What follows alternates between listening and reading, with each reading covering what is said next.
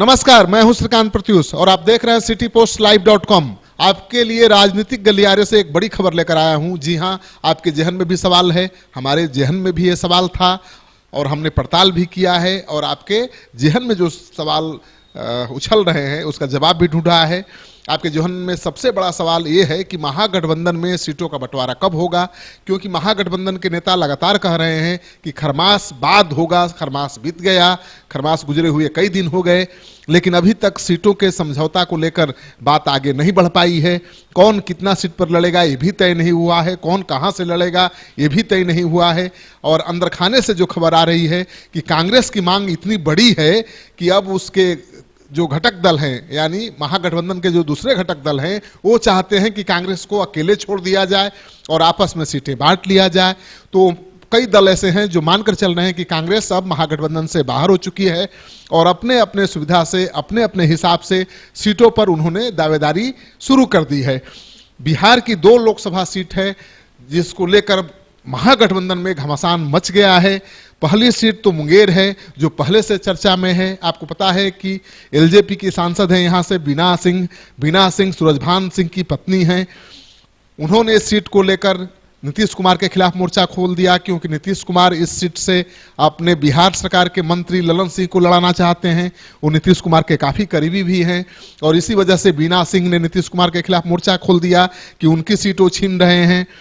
तो पहले तो नीतीश कुमार, ललन सिंह और बीना सिंह के बीच घमासान चला, लेकिन जब रामविलास पासवान ने यह सीट नीतीश कुमार की झोली में डाल दिया तब बीना सिंह शांत हो गई। लेकिन अनंत सिंह ने ताल ठोक दिया। अनंत सिंह मोकामा के बाहुबली विधायक हैं। उन्होंने कहा कि हम वहां से चुनाव लड़ेंगे और ललन सिंह को धूल चटाएंगे। सबसे खास बात यह है कि जिस ललन सिंह ने अनंत सिंह को राजनीतिक मुकाम पर पहुंचाया, जिस अनंत सिंह को टाल एरिया से निकालकर पटना के राजनीतिक गलियारे में स्थापित किया, उस ललन सिंह को सबक सिखाना चाहते हैं अनंत सिंह और वो ताल ठोक रहे हैं।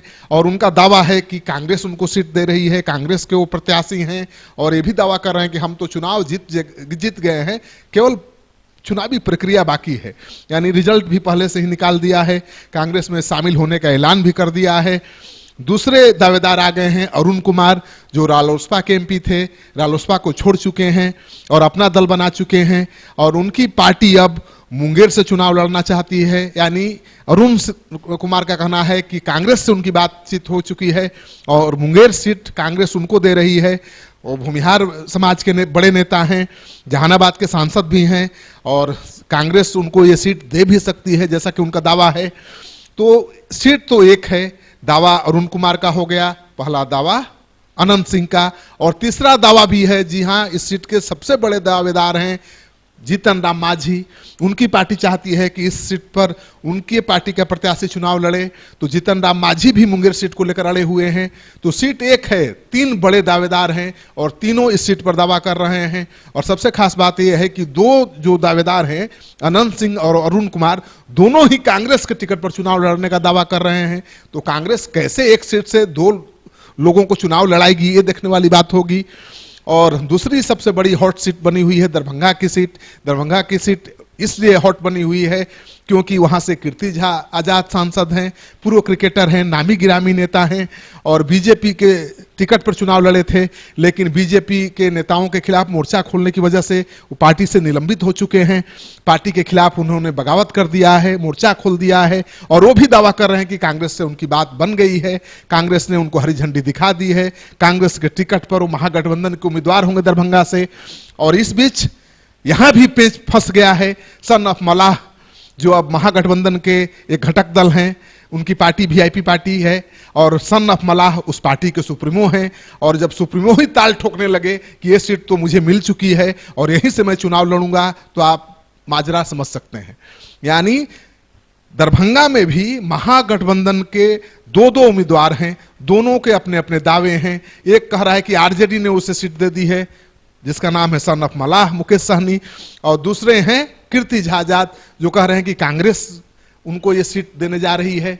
तो आखिर एक सीट पर 2 उम्मीदवार कैसे लड़ेंगे? दरअसल कांग्रेस की जो मांग है इतनी बड़ी है जिसको मानने को तैयार महागठबंधन नहीं है, आरजेडी नहीं है और उसके बाकी तमाम घटक दल नहीं है, और इस वजह से इस तरह का बवाल पैदा हुआ है।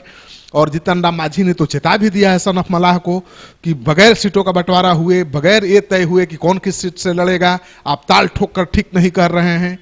तो मांझी ने भी दावा ठोक दिया है मुंगेर सीट पर, सन ऑफ मलाह और कीर्ति झा आजाद का भी दावा है दरभंगा सीट पर।